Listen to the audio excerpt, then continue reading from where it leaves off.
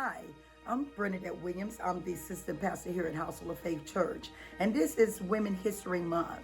And we are honoring some women this month, and I wanted to honor my mother, Mary Thomas, and talk to you about her superpower.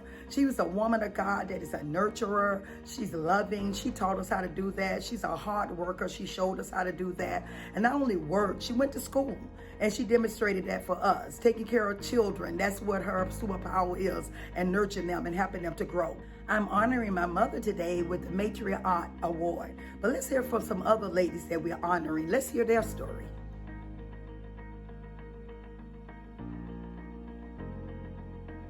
Hi, my name is Lena Pringle, and I'm a journalist. I am Lady Narlene McLaughlin, and I'm the Chief Administrative Officer here at the Potter South International Ministry. My name is Monica Johnson. I am a dual certified nurse practitioner for adult gerontology primary care and also for family psychiatry, and I am newly the Chief Clinical Officer for River Region Human Services. Hi, I'm Roxy McLeod, and I love loving our city. I love lifting it before the Lord in prayer. My name is Buana Pitts, and I'm the Outreach and Advocacy Minister here at Household of Faith Church. I've been a part of Household for going on about 18, 19 years. My name is Judy Myles, and I am a teacher here at Inglewood High School here in Jacksonville, Florida. And I'm also not only just an instructor here, but I'm a dual enrollment instructor for FSCJ and EWC. My name is JuCoby Pittman. I am the CEO and president of the Clara White Mission, and I'm also your city councilwoman for District 8, which means new beginnings. I am Kenyonn Demps, the founder and director of A Season Affair. Hi, I'm Erica Willie. I'm a software engineer. I currently work as an account executive for one of the leading software companies in the world. Why do you think it's important to have women in positions of leadership? Because half the world are women, I guess, and people relate more to people who are like them. We definitely have leadership skills, and so we shouldn't just keep those skills within the house, but those skills can be used definitely in the community and in the world as well. As far as women being in leadership, I've never known any different. It is who we are, it is what we do, and it is what we should be about 24/7. We have a voice, we have influence, and it's time for more women to execute their vocal cords and encourage other women to talk the talk and walk the walk. I think a woman's greatest superpower, I know for me, is to know who you are. I think my superpower would be patience. Superpower being my patience. The ability to handle pressure and to be in a situation of pain. When I think about women and our superpowers, honestly, it's the fact that we're women, and it's the fact that we are dynamically gifted and capable to do whatever we want to do, and truly the only limitations that we have are the ones that we put on ourselves. A woman's greatest superpower, especially a Black woman, is our resilience, meaning that when we have our focus set on something, you cannot mess with us.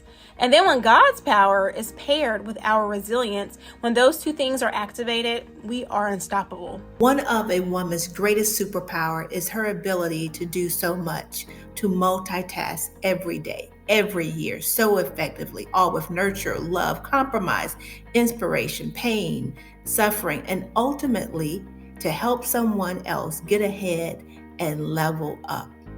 Last year, I battled COVID. And I will tell you, I thought it was over, but it's not over until God says it's over. And I went knocking at the pearly gates thinking it was my time. And God said, listen, you haven't finished your assignment. So I am back here with my superpowers, as well as carrying on the tradition of Eartha and Clara White. I plan on making history by being the first multimillionaire in my family, creating a legacy and generational wealth for my great-great-great-great-great-great-kids. I think the imprint that God intended for me to make is being made every day. I never thought, never dreamed that I would be in the capacity that I am and being able to touch as many people as I have. Grew up on a farm, a very poor area, rural area, with my grandparents, and to have literally traveled all over the world for the gospel's sake, for kingdom's sake, and a little bit of just vacation's sake. but that's because of God opening those doors, because I yielded and submitted to the call and the plan that he had on my life. And I want the work that I do today to speak for me even well after I'm gone. Whatever God has in store for me, I do see myself doing bigger and greater things, eventually having my own practice if that is what God says. And I think as women, we never stop growing. It's an opportunity. It's like an open book. And whatever you learn, you're supposed to pass those things down to other women in our community. Whatever history that I may be blessed to make and the impacts that I will be able to have on future generations, especially on women, especially women that look like me. I hope that it is something that reminds people that you're worthy and that you are enough. And that this world, if you show up as who you are, it will most certainly make the room to fit you. So I hope that all of the women out there with style and grace, remember that this is our month, and honestly, we deserve to be celebrated 365 days a year, but we'll take this month.